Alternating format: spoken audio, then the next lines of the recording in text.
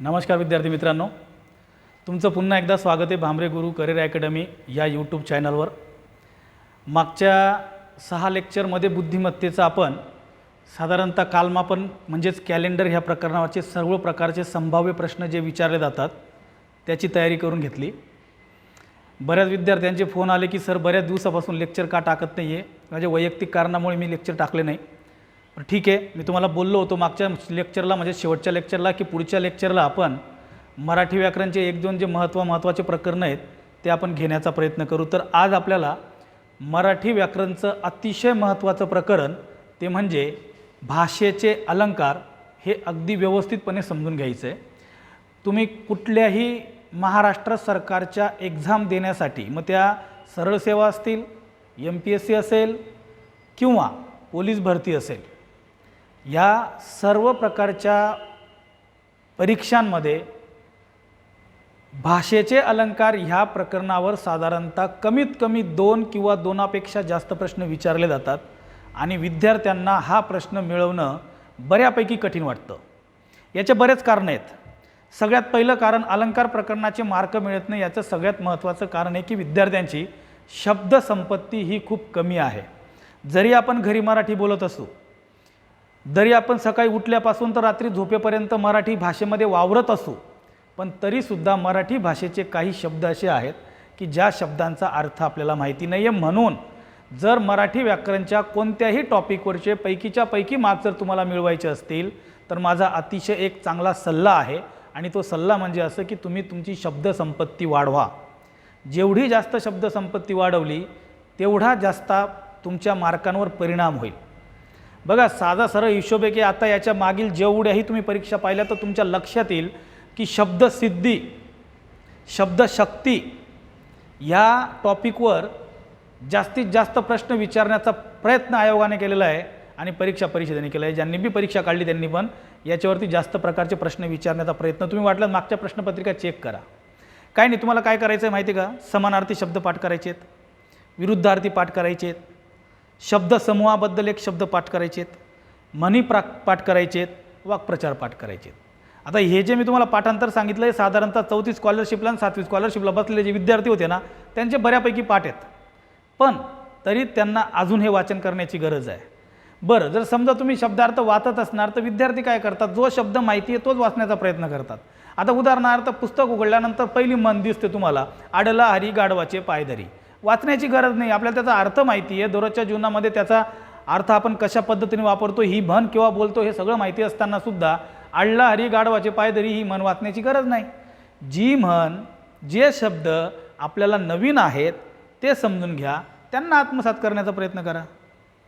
बरोबर, समानार्थी शब्दांमध्ये पण तसं, दिवसच्या विरुद्ध अर्थ रात्र आहे ही वाचण्याची गरज आहे, खरेच्या आधी खोटं वाचण्याची गरज आहे, असे शब्द वाचू नका। जे शब्द तुम्हाला नवीन असतील किंवा तुमच्या आयुष्यामध्ये तुम्ही याच्या आधी कधी ऐकले नसतील असे शब्द तुम्ही समजून घेण्याचा प्रयत्न करा किंवा शिकण्याचा प्रयत्न करा। आता हे झाले शब्दार्थ रेग्युलर पद्धतीने, आणि मी माझ्या अनुभवानुसार सांगतो की तुम्हाला 1 किंवा 2 किंवा 3 प्रश्न म्हणजे 1 ते 3 पर्यंतचे प्रश्न जे असतात ना, हे प्रश्न एक विशिष्ट प्रकारच्या शब्दांवर विचारले असतात। उदाहरणार्थ, कोणाच्या आवाजाला काय म्हणतात, कोणाच्या घराला काय म्हणतात, कोणाच्या पिलाला काय म्हणतात। साधा बघा, उदाहरणार्थ बघा, साधा हिशोब आहे। कुत्र्याच्या आवाजाला भुंकणे म्हणतात, भूभू नाही भुंकणे म्हणतात। कबूतरच्या आवाजाला घुमणे म्हणतात, गुटरगु नाही घुमणे। बरोबर, हंसाच्या आवाजाला कलरव म्हणतात, हत्तीच्या आवाजाला चित्कारणे म्हणतात, सापाच्या आवाजाला फुत्कारणे म्हणतात, घुबडाच्या आवाजाला घुतकारणे म्हणतात। हे माहिती पाहिजे, आणि हे काही खूप विशेष नाही आहे, तुम्हाला 5वी 6वी 7वीच्या CBSE पॅटर्नच्या पुस्तकांमध्ये सुद्धा सापडेल आणि आपल्या शब्दार्थांच्या पुस्तकांमध्ये, शब्दसंपत्तीच्या पुस्तकांमध्ये पण सापडेल। बरोबर, कोणाच्या पिलाला काय म्हणतात, मेंढीचं कोकरू असतं, शेळीचं करडू असतं, घोड्याचं शिंगरू असतं। मग घोड्याचं शिंगरू असतं तसं गाढवाचं पण शिंगरूच असतं, गाढवाच्या पिलाला पण शिंगरूच म्हणतात। बरोबर, हरणाच्या पिलाला पाडस म्हणतात, पण पाडससोबत हरणाच्या पिलाला अजून एक शब्द आहे शावक, पर्यामध्ये पाडस नाही राहिला तर शावक लिहावा लागणार आहे आपल्याला। बरोबर, म्हणजे अशा प्रकारचे। मग छावा कोणाला म्हणतात, वाघाचा छावा असतो का सिंहाचा असतो, बछडा कोणाचा असतो, वाघाचा असतो का सिंहाचा असतो? डरकाई कोणाची असते, सिंहाची असते का वाघाची असते? बरोबर. गुहा कोणाची असते, वाघाची असते का सिंहाची असते? एक छोटा छोटा प्रश्न आहे, तरी याचे उत्तर तुम्हाला येत नाही, हे पाठांतर करून घ्या. बरोबर. मी माझ्या विद्यार्थ्यांना सांगितलं होतं, म्हटलं गुहा कोणाची? त्यांनी बरोबर उत्तर सांगितलं, म्हणे वाघाची गुहा. बरोबर. मी त्यांना त्याच्यानंतर विचारलं, मग जर वाघ गुहेत राहत असेल तर त्यांना म्हटलं सिंह कुठे राहतो? सहज एका विद्यार्थ्याने उत्तर दिलं, सर मोठी गुहा म्हणे. एका उत्तर द्यायचा विषय का हा? वाघ छोटी गुहा आणि सिंह मोठ नाही. वाघाची गुहा असते आणि सिंहाची जाळी असते. ज्या ठिकाणी दाट जाळी असते ना त्या ठिकाणी सिंह राहतो. सिंहाचं असं काही विशिष्ट घर नसतं, पूर्ण जंगल त्याचं घर असतं. म्हणून वाघाची गुहा असते, सिंहाची जाळी असते. हत्तीचा हत्तीखाना असतो, घोड्याची पागा किंवा तबेला असतो, घोडा बांधण्याची जागा. बरोबर. म्हणजे अशा प्रकारचे शब्दार्थ जे आहेत हे याच्यावरती कमीत कमी तुम्हाला 2 किंवा 3 प्रश्न विचारले जातील आणि हे आपले हक्काचे मार्क आहेत, फुकटाचे मार्क आहेत. म्हणून अलंकार प्रकरण समजून घेण्यासाठी सर्व प्रकारची शब्दसंपत्ती तुमच्या समोर असणं गरजेचं आहे.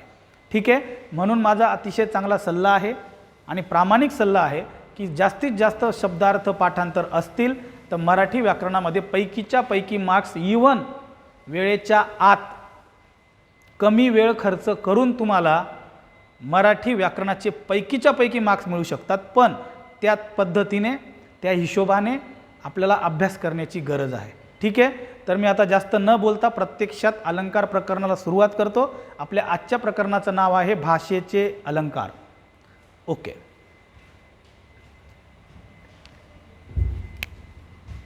बघा, लक्षात घ्या, भाषेचे अलंकार.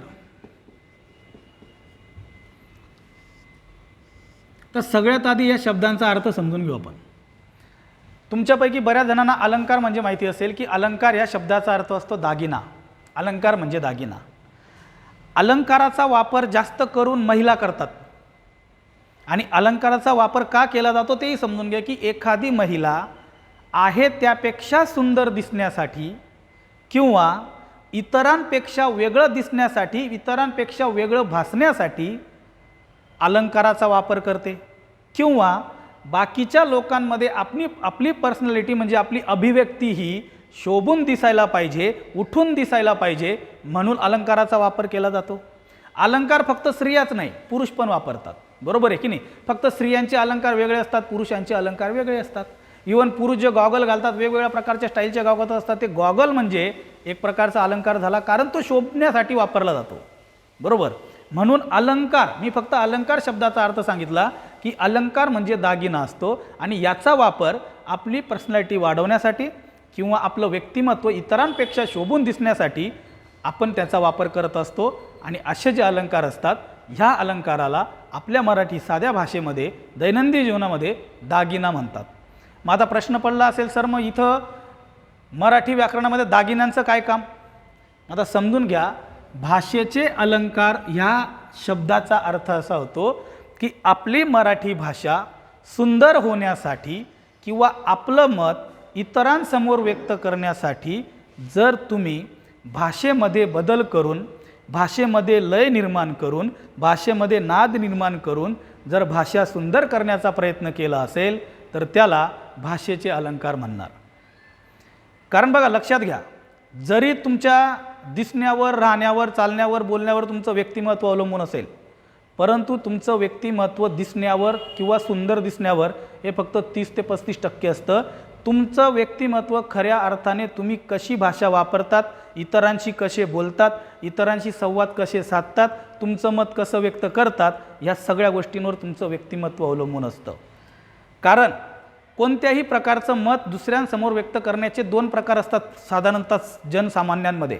एक, डायरेक्ट सांगून देणे की मला असं वाटतं, मी असं सांगून दिलं. ठीक आहे.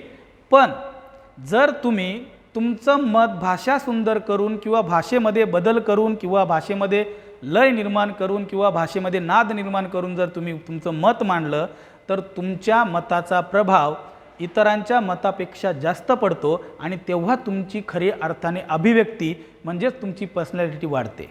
एक उदाहरण सांगतो साधं सरळ. काकाने काकूला काठीने काढून काढले कारण की, काकाने काकूला काठीने काढून काढले कारण की काकूने काकाचे कामाचे कागद कपाटातून काढून कात्रीने करा करा कापून काढले. हे वाक्य आहे. वाक्यामध्ये जर तुम्ही पाहिलं ना तर वाक्यामध्ये अगदी साधा सरळ अर्थ समोरच्याला सांगायचा आहे. एक सोपा मॅसेज समोरच्याला द्यायचा आहे की आज आमच्या काकूला आमच्या काकाने खूप मारलं आहे. एवढं सांगण्यासाठी त्या कवीने किंवा त्या लेखकाने भाषेचा वापर केला आणि भाषेचा वापर करून भाषेमध्ये लय निर्माण केला, कची पुनरावृत्ती केली आणि मग तो सांगताना सांगतोय की काकाने काकूला काठीने काढून काढले. याला म्हणतात भाषेचे अलंकार. भाषा सुंदर करणे, भाषा इतरांपेक्षा वेगळी करणे, याला म्हणायचं भाषेचे अलंकार. उदाहरणार्थ, गडद निळे जलद भरून आले, शीतल तनु चपल चरण अलिल गल निघाले, रजत नील ताम्र नील स्थिर जल पल सलिल, हिरव्या तटी नावाचा कृष्ण मेळ खेळे. आता तुम्हाला वाटलं मी खूप कोणता तरी एखादा मोठा अभंग बोलून दिला आणि याचा काहीतरी अर्थ असेल. अर्थातच तुम्हाला बोललो की शब्दसंपत्ती जर तुमची असेल तर याचा पण अर्थ कळेल. बघा, मी पहिले अर्थ सांगतो आणि अर्थ सांगितल्यानंतर तुमच्या लक्षात येईल की हा एक सर्वसामान्य अर्थ होता, पण भाषा सुंदर झाली त्याच्या रचनेमुळे. उदाहरणार्थ बघा, लक्षात घ्या. गडद निळे जलद भरून आले, म्हणजे गडद निळ्या रंगाचे, जलद म्हणजे ढग, म्हणजे गडद निळ्या रंगाचे ढग आकाशात जमलेले आहेत. शीतल तनु म्हणजे थंडगार शरीराने, म्हणजे थंडगार.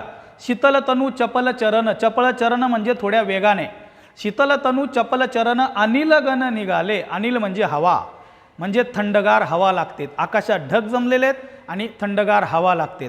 रजत नील ताम्र नील म्हणजे काय? रजत म्हणजे पांढरे शुभ्र चांदीसारखे, रजत नील म्हणजे पांढरे आणि निळे, तांबड्या आणि निळ्या रंगाचे आकाशामध्ये ढग जमलेले आहेत. स्थिर पल जल पल सलिल, थांबतायत पळतायत, मधून मधून पाऊस लागतोय. असं वातावरण आहे की जे ढग फिरतायत त्या ढगांना बघून कवीला वाटतंय की जसं काही श्रीकृष्ण गोपींसोबत रासलीला खेळतोय. या एकंदरीत सगळ्या म्हणण्यांवरनं कवीला फक्त एकच म्हणायचं आहे की संध्याकाळचं वातावरण आहे, खूप सुंदर वातावरण आहे, आकाशात ढग फिरतायत आणि थंड हवा लागते. एवढं साधं म्हणणं मांडण्यासाठी त्यांनी भाषेचा इतका चांगला वापर करून घेतला आणि हा भाषेचा वापर केला पण तो बदल करून वापर केला, याला म्हणायचं भाषेचे अलंकार. बरं, भाषा सुंदर करत असताना अशी गरज नाही की कठीण शब्द वापरा, जुने शब्द वापरा. साध्या भाषा जरी वापरली तरी भाषा सुंदर होते. उदाहरणार्थ बघा, गणपतवाणी विडी पितांना चावायचा नुसतीचं काडी, गणपतवाणी विडी पितांना चावायचा नुसतीचं काडी, आणि म्हणायचा मनाशीच की ह्या जागेवर भांदीन मी माडी, मिचकावून मग उजवा डोळा आणि उडवून डावी भिवई, भिरकावून ती तशीच द्यायचा लकेर बेचव जैसा गवई. एक शब्दाचा अर्थ कळला असेल. गणपतवाणी विडी पितांना चावायचा नुसतीचं काडी, बरोबर, म्हणजे एका गणपत नावाचं वाण्याचं वर्णन करत असताना साध्या भाषेत वर्णन केलेलं आहे, पण साध्या भाषेत सुद्धा वर्णन करत असताना शब्दांची रचना, वाक्यांची रचना इतकी सुंदर केली आहे, त्याच्यामुळे भाषा सुंदर झाली आहे. भाषा सुंदर झाली आहे यालाच म्हणायचं भाषेचे अलंकार. गणपतवाणी विडी पितांना चावायचा नुसतीचं काडी, म्हणजे असं नाही की कठीण शब्द वापरा, यमकच जुळायला पाहिजे, कविताच करायला पाहिजे, असं काहीच नाही. फक्त इतर भाषा वापरण्याच्या पद्धतीपेक्षा भाषेमध्ये काहीतरी बदल करायचा, भाषा सुंदर करायची, नाद निर्माण करायचा, लय निर्माण करायचा आणि मग भाषा सुंदर करायची, याला म्हणणार भाषेचे अलंकार. आता माझ्या माहितीनुसार भाषेचे अलंकार तुम्हाला अगदी चांगल्या प्रकारे समजले असतील. आता भाषेचे जे अलंकार असतात, या भाषेचे अलंकाराचे मुख्य करून 2 प्रकार पडतात. त्याच्यापैकी पहिला प्रकार आहे तो म्हणजे शब्दालंकार. व्यवस्थितपणे समजून घ्या. आणि भाषेचा दुसरा अलंकार आहे तो म्हणजे अर्थालंकार. सगळ्यात आधी शब्दालंकार आणि सगळ्यात आधी शब्दालंकाराची कन्सेप्ट क्लिअर करून देतो आणि मग त्याच्यानंतर अर्थालंकार सांगून मग आज आपल्याला थोडं लेक्चर लांबलं चालेल, पण आज आपल्याला शब्दालंकार शक्यतोवर पूर्ण करण्याचा प्रयत्न करायचा आहे. शब्दालंकारावर 1 किंवा 2 मार्क तुम्हाला विचारला जाईल. एकदम सोपा मार्क आहे. फक्त मी सांगितल्याप्रमाणे अभ्यास करा, मी सांगितल्याप्रमाणे तयारी करा. अलंकार प्रकरणाचा कोणताही मार्क मी तुमचा वाया जाऊ देणार नाही, पण त्यासाठी तुमच्याकडनं फक्त एकच अपेक्षा आहे, शब्दसंपत्ती वाढवा. बाकी सगळं माझ्याकडे लागलं. ठीक आहे. शब्दालंकार बघा, लक्षात घ्या. भाषा सुंदर करण्यासाठी 2 प्रकारे भाषा सुंदर केली जाते. एक, शब्दांची एक विशिष्ट प्रकारे मांडणी करून, एक विशिष्ट प्रकारची जोडणी करून आणि मग भाषा सुंदर केली गेली असेल, किंवा एखाद्या शब्दाची किंवा एखाद्या अक्षराची पुनरावृत्ती करून आणि मग भाषा सुंदर केली गेली असेल, तर त्या ठिकाणी त्या वाक्यामध्ये, त्या गद्यामध्ये किंवा त्या पद्यामध्ये असणारा जो अलंकार असतो त्या अलंकाराला शब्दालंकार म्हणतात. म्हणजे सोप्या भाषेत सांगतो की भाषा सुंदर करण्यासाठी शब्दांचा आणि अक्षरांचा वापर केलेला असेल तर त्या ठिकाणी शब्दालंकार असतो. आता मी शब्दालंकाराचे काही उदाहरणं सांगतो. आत्ता थोड्या वेळ पूर्वी मी तुम्हाला उदाहरण सांगितलं की काकाने काकूला काठीने काढून काढले, कारण की काकूने काकाचे कामाचे कागद कपाटातून काढून कात्रीने करा करा कापून काढले. अर्थाला महत्त्व नाही, अर्थ साधारण आहे, पण भाषा सुंदर झाली. काका काकू क क क क क ह्या सगळ्या पुनरावृत्तीमुळे भाषा सुंदर झाली. याला म्हणायचा शब्दालंकार. बरोबर. गडद निळे जलद भरून आले, शीतल तनू चपल चरण अनिल गण निघाले. रजतनील ताम्रनील स्थिर जल पल सलील, हिरव्या तटी नावाचा कृष्ण मेळ खेळे. स्थिर पल जल पल सलील, शीतल तनू चपल चरण अनिल गण निघाले. लची पुनरावृत्ती झाली. आची लची पुनरावृत्ती झाल्यामुळे भाषा सुंदर झाली, भाषेमुळे नाद निर्माण झाला, म्हणून याच्यामध्ये शब्दालंकार आहे. मागं इतकं काय पळावं जसं लाकूड पुढे जळावं, मागे इतकं काय पळावं जसं लाकूड पुढे जळावं, यातनं दुसरं काय मिळावं, कोळशातूनही बरंच काही कळावं. भाषा वापरत असताना गद्याच्या किंवा पद्याच्या शेवटच्या शब्दामध्ये कळावं, जळावं, पळावं, मिळावं याच्यामध्ये नाद निर्माण झालेला आहे, म्हणून हा शब्दालंकार आहे. सुसंगती सदा घडो, सुजन वाक्य कानी पडो, कलंक मतीचा झडो, विषय सर्वथा नावडो. सुसंगती सदा घडो, सुजन वाक्य कानी पडो, कलंक मतीचा झडो, विषय सर्वथा नावडो. झडो पडो घडो शब्दांमुळे नाद निर्माण झाला, शब्दालंकार आहे. येग येग चू चू म्हणते येऊ. बघा, लक्षात घ्या, व्यवस्थितपणे ऐका. नाद कुठे निर्माण होतो याच्याकडे लक्ष द्या. अर्थात हे सगळे उदाहरण आपल्याला डिवायडेशन करायचे आहेत शब्दालंकाराच्या वेगवेगळ्या प्रकारामध्ये. बरोबर. येग येग चू चू म्हणते येऊ, चू उडते भुर्र भुर्र, मोत्या करतो घुर्र घुर्र.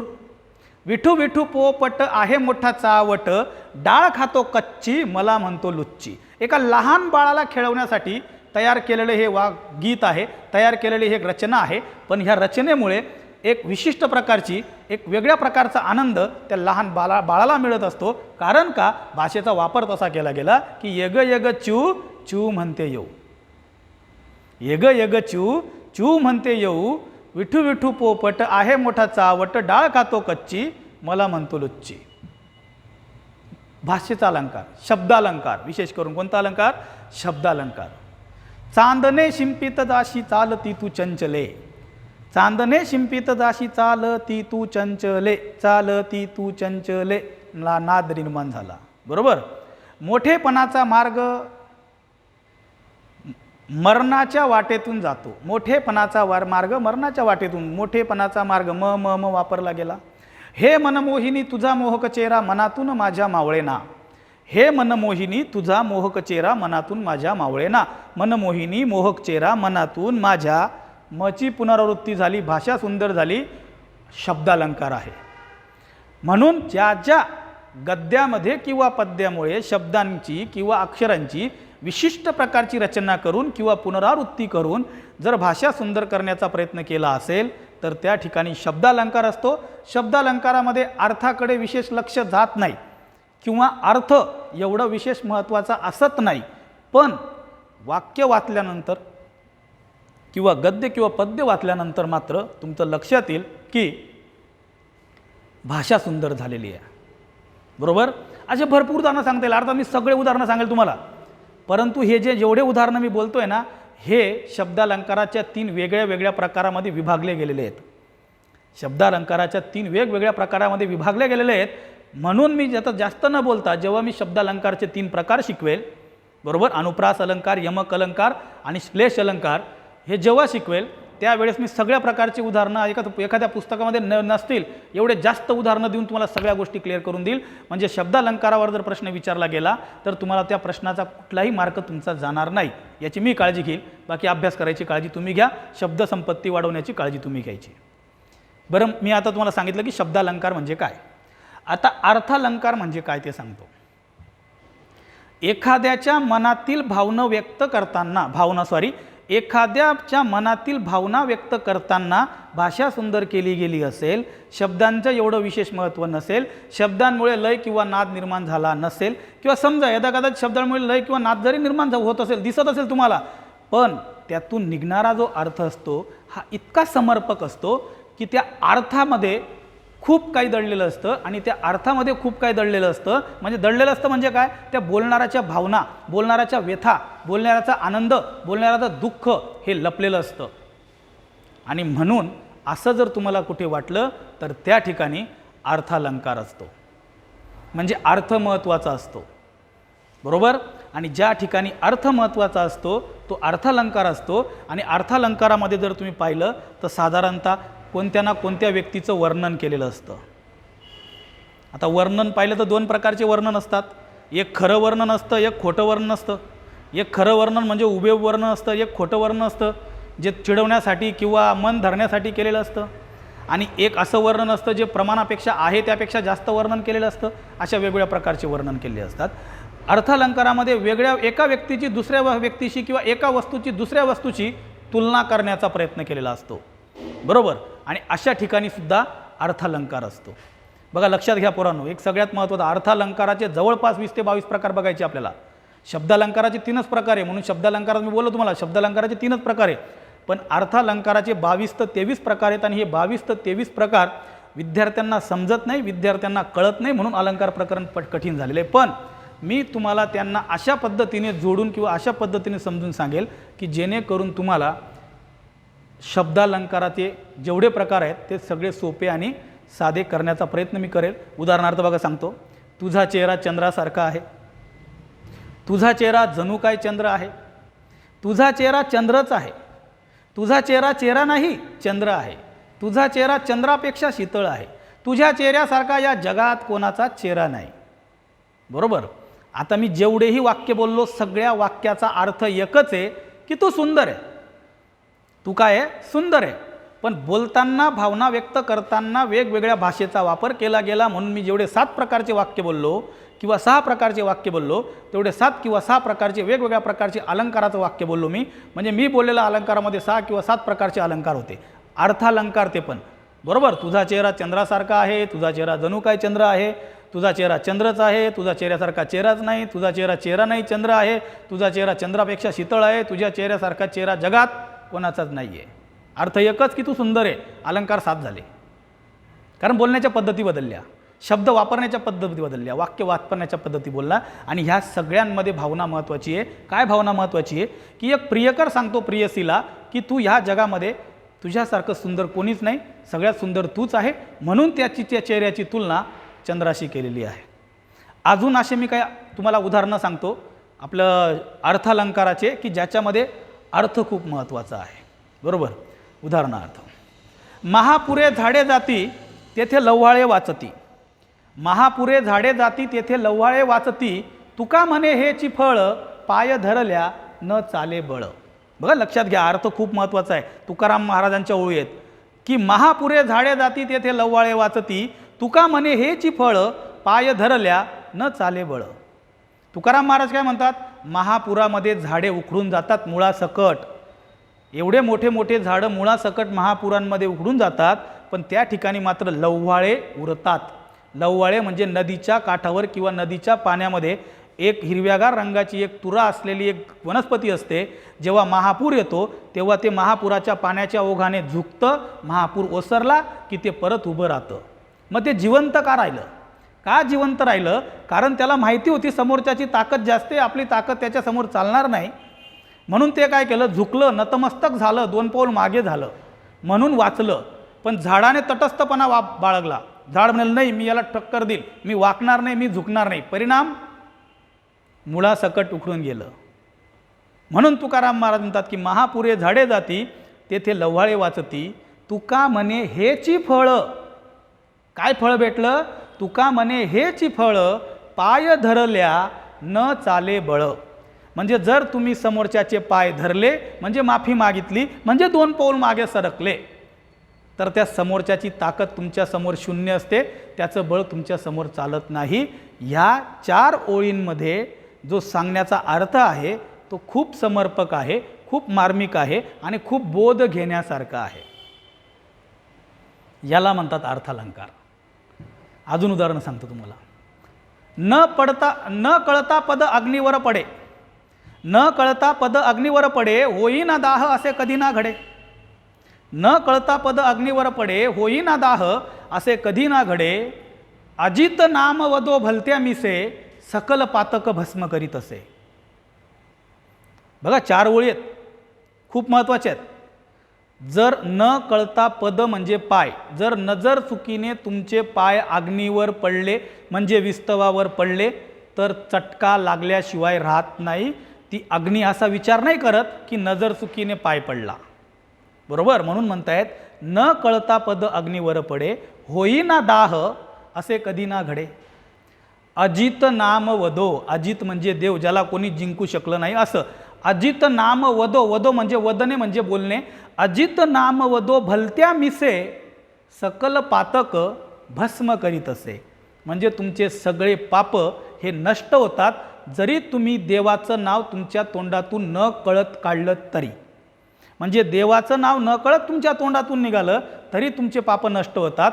का? कारण तुम्हाला माहिती आहे की विस्तवावर चुकून पाय पडला तरी चटका लागतो, तसं देवाचं नाव चुकीन निघालं तुमच्या तोंडून तरी सुद्धा तुमचे पाप नष्ट होतात. खूप महत्त्वाचा अर्थ, याला म्हणायचा अर्थालंकार. बरोबर, याला म्हणायचा अर्थालंकार. पण अर्थालंकारामध्ये बऱ्याच गोष्टी असतात, वर्णने असतात, खोटे वर्णने असतात, खरे वर्णने असतात, भावना लपवण्यासाठी खोटं बोलणं वगैरे वगैरे भरपूर प्रकारचे अर्थ असतात. बरोबर, उदाहरणार्थ आपल्याला तुम्हाला चांगलं माहिती आहे, आपण नेहमीप्रमाणे एक वाक्य पाहतो किंवा एक 8वी 9वी 10वीला पण आपण ते वाक्य पाहिलं अतिशयोक्ती अलंकाराचं.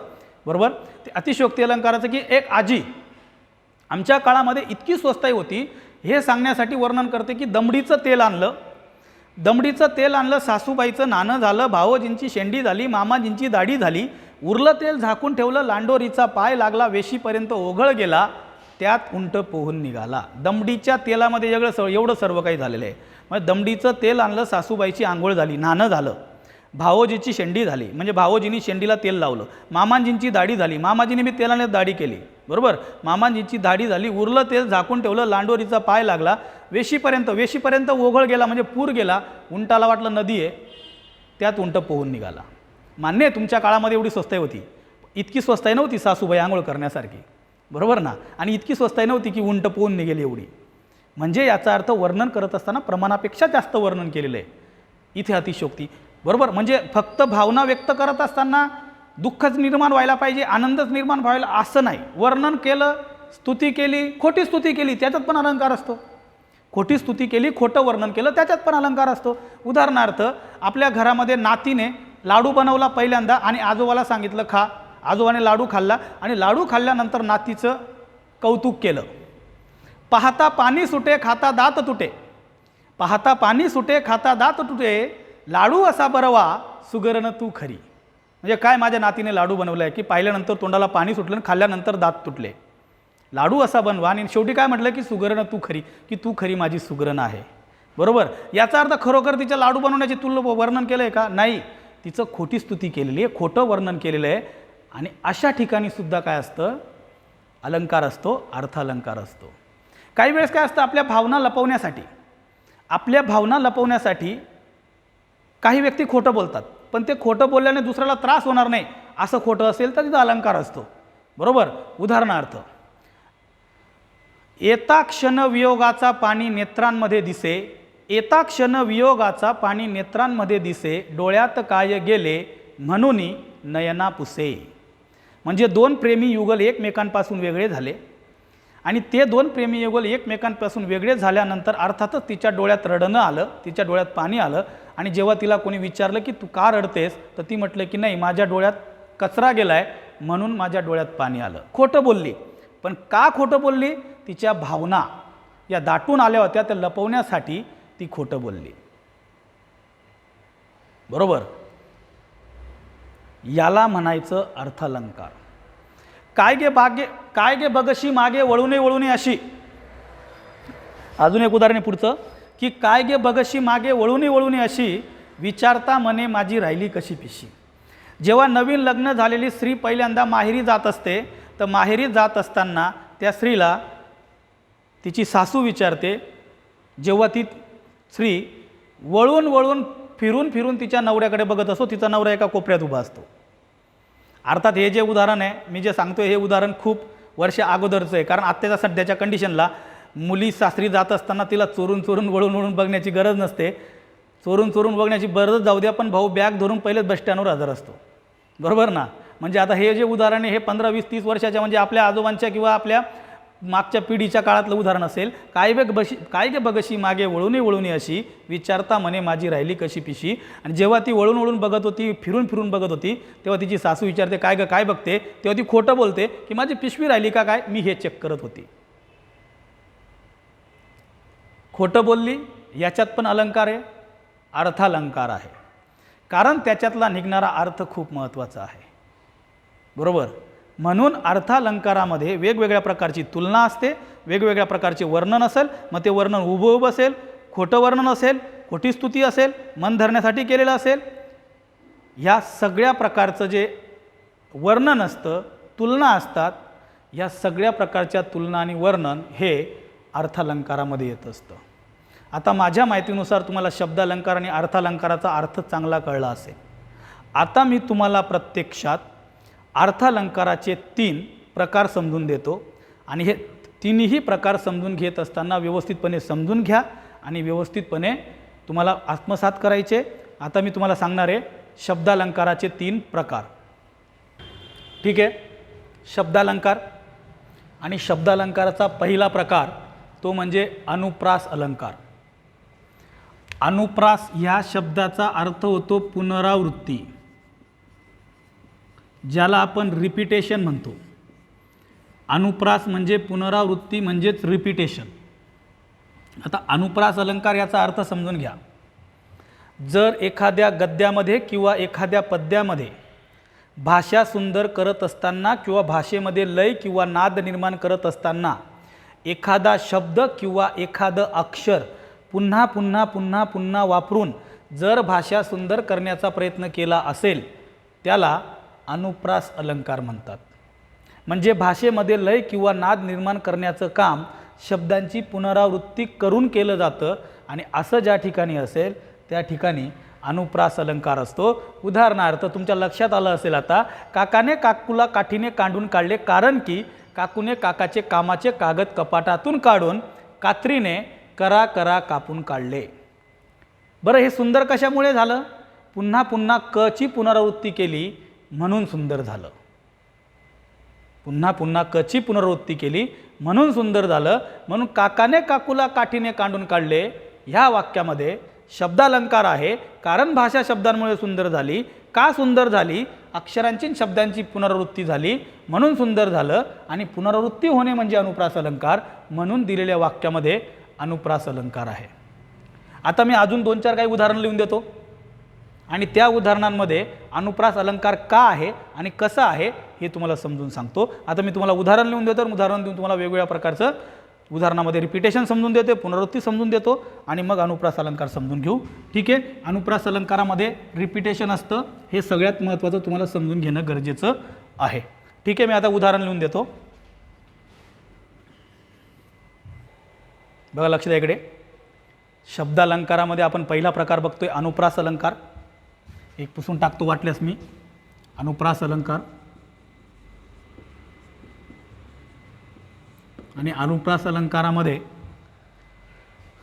पुनरावृत्ती होते शब्दांची किंवा अक्षरांची, आणि शब्दांची किंवा अक्षरांची पुनरावृत्ती होऊन भाषा सुंदर, भाषेला लय किंवा भाषेला नाद निर्माण होतो.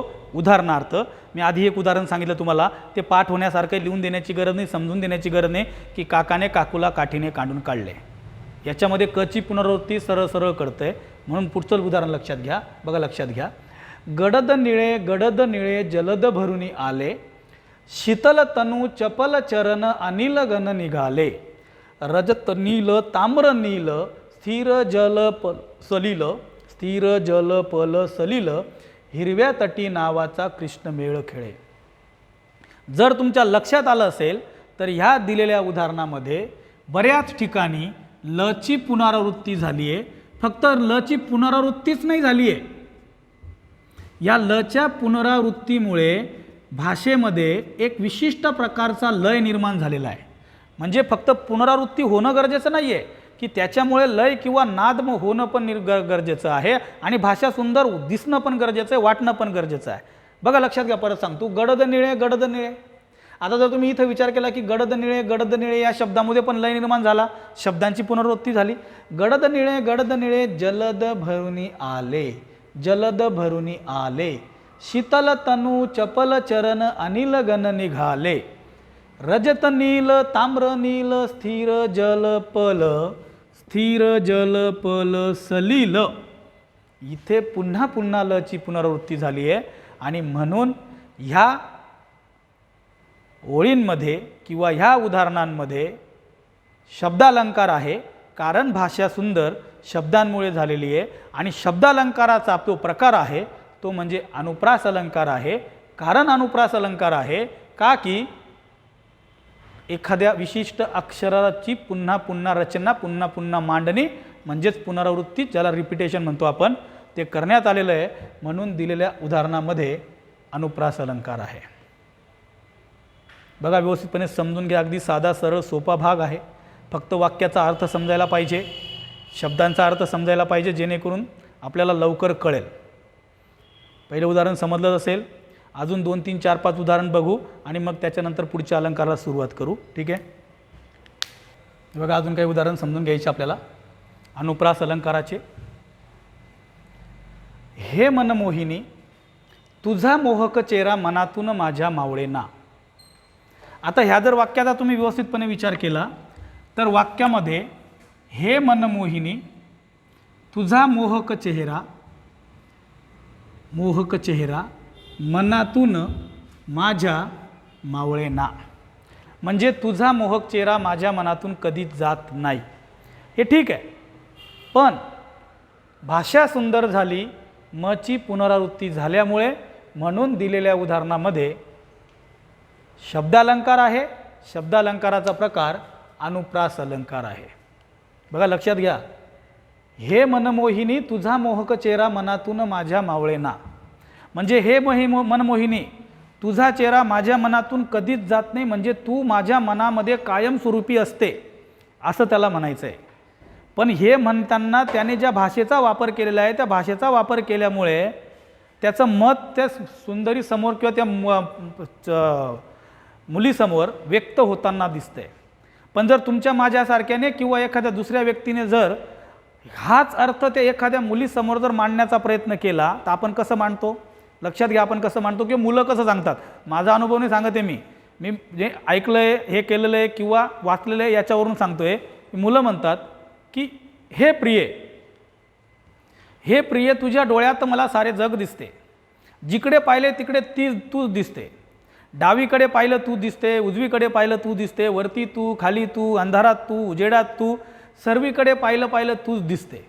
आणि जर असं तुम्ही एखाद्या मुलीला सांगितलं, ती मुलगी साहजिक म्हणेल, भाऊ सकाळपासून तुम्हाला कोणी भेटलं नाही का, माझी टिंगल करतोय, म्हणजे तिला खोटं वाटेल, तिला अतिशयोक्ती केल्यासारखी वाटेल. बरोबर, म्हणजे हे मनमोहिनी तुझा मोहक चेहरा मनातून माझ्या मावळेना असं म्हणणाऱ्या व्यक्तीला पण तेच म्हणायचं की तू माझ्या मनात कायमस्वरूपी असते, म्हणजे जिकडे तिकडे तूच दिसते. आणि याच्या आधी मी तुम्हाला सांगितलं की इकडे तू, तिकडे तू, जमिनीवर तू, आकाशावर तू, चंद्रावर तू, सूर्यावर तू असं बोलणारा व्यक्ती जेव्हा बोलतो तेव्हा त्याची अतिशयोक्ती वाटते, तेव्हा त्याचं बोलणं हे खोटं वाटतं किंवा मन धरण्यासाठी केलेलं आहे असं वाटतं. मग हा जो फरक आहे हा भाषेचा फरक आहे, हा अलंकाराचा फरक आहे. म्हणून तुम्हाला सांगतो की आपली मराठी भाषा ही इतर सगळ्या भाषांपेक्षा खूप सुंदर आहे, फक्त वापरता यायला पाहिजे. ठीक आहे, बघा लक्षात घ्या.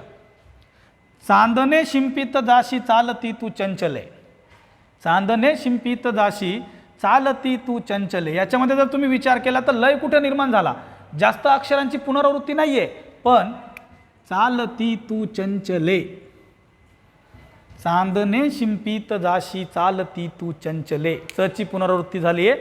म्हणून दिलेल्या उदाहरणामध्ये अनुप्रास अलंकार आहे.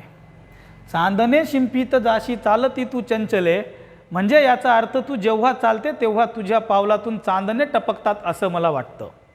बघा कवीच्या भावना, बरोबर, कवीच्या भावना पण महत्त्वाच्या आहेत इथं. पण भाषा सुंदर कशामुळे झाली?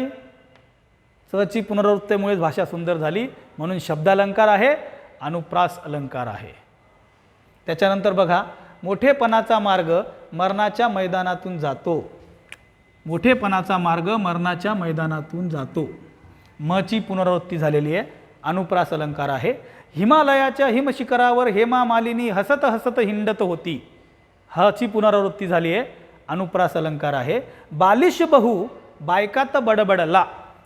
बालिश बहु बायकात बडबडला. बायकात बडबडला म्हणजे बायकांमध्ये, म्हणजे एकदम बालिश आहे, बायकांमध्ये बोलून दिलं किंवा बायकांमध्ये सांगून दिलं असं त्याला म्हणायचं की बालिश बहु बायकात बडबडला. आणि ह्या सगळ्या उदाहरणांमध्ये जो अलंकार आहे तो अलंकार म्हणजे अनुप्रास अलंकार आहे. याला म्हणायचं अनुप्रास अलंकार. अनुप्रास अलंकार समजला असेल. शब्दालंकार आहे, भाषा सुंदर शब्दांमुळे झाली, अनुप्रास अलंकार आहे, बरोबर. रुनु झुनू रे भ्रमरा असे गाणे बघा. रुनु झुनू लय सुंदर निर्माण झालं रुनु झुनूमुळे, बरोबर. अजून एक उदाहरण आहे की